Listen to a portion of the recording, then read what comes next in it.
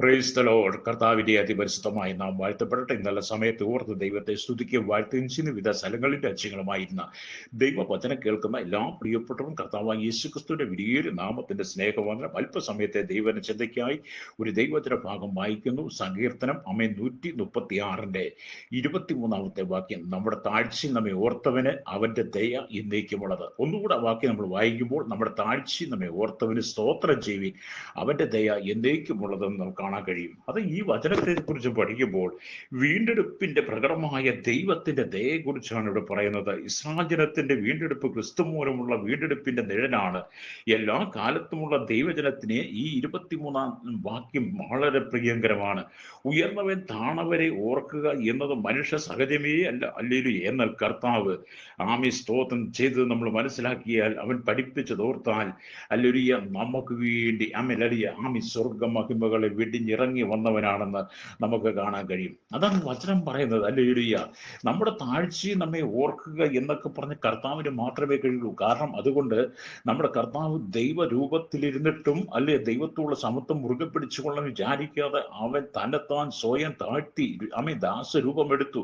മാത്രമല്ല, നമ്മെ ധനവാന്മാരാക്കാൻ വേണ്ടി അവൻ നമുക്ക് വേണ്ടി ദരിദ്രനായി തീർന്നുവെന്ന് 2 കൊരിന്ത്യർ 8:9 വായിക്കുന്നുണ്ട്. അവിടെ ഇങ്ങനെ പറയുന്നു: നമ്മുടെ കർത്താവായ യേശു ക്രിസ്തു സമ്പന്നനായിരുന്നിട്ടും അവന്റെ ദാരിദ്ര്യം നിങ്ങൾ സമ്പന്നരാകേണ്ടതിന് നിങ്ങൾ നിമിത്തം ദരിദ്രനായി തീർന്ന കൃപ നിങ്ങൾ അറിയുന്നുവല്ലോ. അപ്പൊ നമ്മളെ ഉയർത്താൻ വേണ്ടി അവൻ ദാസരൂപം എടുത്തു. അല്ലേലൂയ. നമ്മളെ സമ്പന്നനാക്കാൻ വേണ്ടി നമുക്ക് വേണ്ടി അവൻ ദരിദ്രനായി തീർന്നു. അത് സ്നേഹിത, ഈ ലോകം ശാശ്വതമല്ല. കണ്ണുനീരും കഷ്ടതയും നിറഞ്ഞ സമയത്ത് അവൻ നിങ്ങളെ കണ്ട് നിങ്ങളുടെ കണ്ണുനീർ തുടച്ച് കളയുന്ന ദൈവമാണ്. അല്ലേലൂയ. മനുഷ്യൻ നിങ്ങളെ തള്ളിക്കളഞ്ഞാലും കർത്താവ് നിങ്ങളെ ഒരിക്കലും തള്ളിക്കളയില്ല. അവൻ സ്നേഹത്തോടെ വന്ന് നിങ്ങളെ ചേർത്തുകൊള്ളും. ലോകം നിങ്ങളെ മറന്നു കളഞ്ഞേക്കാം, തള്ളിക്കളഞ്ഞേക്കാം, ഉപേക്ഷിച്ച് കളഞ്ഞേക്കാം. എന്നാൽ നമ്മുടെ കർത്താവ് ഒരിക്കലും നിങ്ങളെ മറന്നു കളയുന്നില്ല, തള്ളിക്കളയുന്നില്ല, ഉപേക്ഷിച്ച് കളയുന്നില്ല.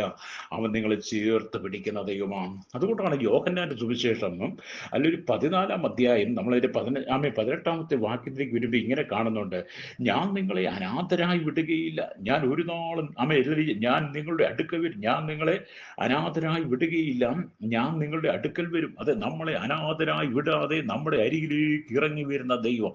അതെ, നമ്മുടെ അരികിലേക്ക് ഇറങ്ങി വരുവാൻ കർത്താവിന് മാത്രമേ കഴിയുള്ളൂ എന്ന് വിശുദ്ധ തിരുവെഴുത്തുകൾ നമുക്ക് വായിക്കും മനസ്സിലാക്കാൻ കഴിയുന്നുണ്ട്. അതേ, ജീവിതത്തിൽ ഒറ്റപ്പെട്ട അനുഭവങ്ങളുണ്ട്, ഏകാന്തതയുടെ അനുഭവമുണ്ട്, സങ്കടത്തിന്റെ അനുഭവമുണ്ട്, കണ്ണുനീരിന്റെ അനുഭവമുണ്ട്. അവിടെയൊക്കെ നമ്മൾ ഒരുപക്ഷെ അടിപതറി പോയേക്കാം. അല്ലെങ്കിൽ മലാഖിയുടെ പുസ്തകം 3-ാം അധ്യായം 6-ാം വാക്യം വായിക്കുമ്പോൾ കാണുന്നുണ്ട്: യഹോവയായി ഞാൻ മാറാത്തവൻ, അതുകൊണ്ട് യാക്കോബിന്റെ പുത്രന്മാരെ നിങ്ങൾ മുടിഞ്ഞു പോകാതിരിക്കും. നമ്മുടെ ദൈവം ഒരിക്കലും വാക്ക് പറഞ്ഞ് മാറിപ്പോകുന്നവനല്ല. കർത്താവിന്റെ സ്നേഹം ഒരിക്കലും നീങ്ങിപ്പോകുന്നില്ല. അവൻ സമയത്തും അസമയത്തും നമ്മുടെ അരികിലേക്ക് ഇറങ്ങി വന്ന് രാപകലില്ലാതെ നമുക്ക് വേണ്ടി നമ്മെ കരുതുന്ന ഒരു ദൈവമാണ്. മനുഷ്യരുടെ സ്നേഹം മാറിപ്പോകും, കർത്താവിന്റെ സ്നേഹം ഒരിക്കലും മാറിപ്പോകുന്നില്ല. മനുഷ്യൻ നിങ്ങളെ വിട്ട് അകന്നു, പക്ഷേ ദൈവം ഒരിക്കലും നമ്മെ വിട്ട് അകന്നു പോകുന്നില്ല. നമ്മുടെ ജീവിതത്തിന്റെ എല്ലാ മേഖലയിലും നമ്മോട് ചേർന്നത് വഴി നടത്തുന്ന, നമ്മെ ആശ്വസിപ്പിക്കുന്ന, നമ്മെ കരുതുന്ന ഒരു നല്ല ദൈവമുണ്ട്. അതെ, ഞാൻ നിങ്ങൾക്ക് വേണ്ടി പ്രാർത്ഥിക്കാൻ പോവുകയാണ്. വായിച്ച വചനം എന്താണ്? അല്ലെങ്കിൽ നമ്മുടെ താഴ്ച നമ്മെ ഓർത്തവന് അവന്റെ ദയ എന്നേക്കുമുള്ളത്. നിങ്ങളുടെ താഴ്ച നിങ്ങളെ ഓർക്കുന്ന ദൈവം സന്നിധിയിൽ ഏൽപ്പിച്ചു കൊടുത്ത് പ്രാർത്ഥിക്കാം. പരിശുദ്ധ ഞങ്ങളുടെ നല്ല ദൈവമേ, സ്വർഗ്ഗീയ പിതാവേ, അനുഗ്രഹിക്കപ്പെട്ട നല്ല സമയത്തിനായി ഈ വചനം കേട്ടുകൊടുക്കുന്ന സകല ജനത്തെ ദൈവങ്ങളിൽ കർത്താവോട് ഞങ്ങളുടെ താഴ്ച ഞങ്ങളെ ഓർക്കുന്ന ദൈവത്തെ ഞങ്ങൾ നന്ദിയോടെ സ്തുതിക്കുന്നു. മനുഷ്യൻ തള്ളിക്കളയും, മറന്നുകളെയും, ഉപേക്ഷിച്ച് കളയും.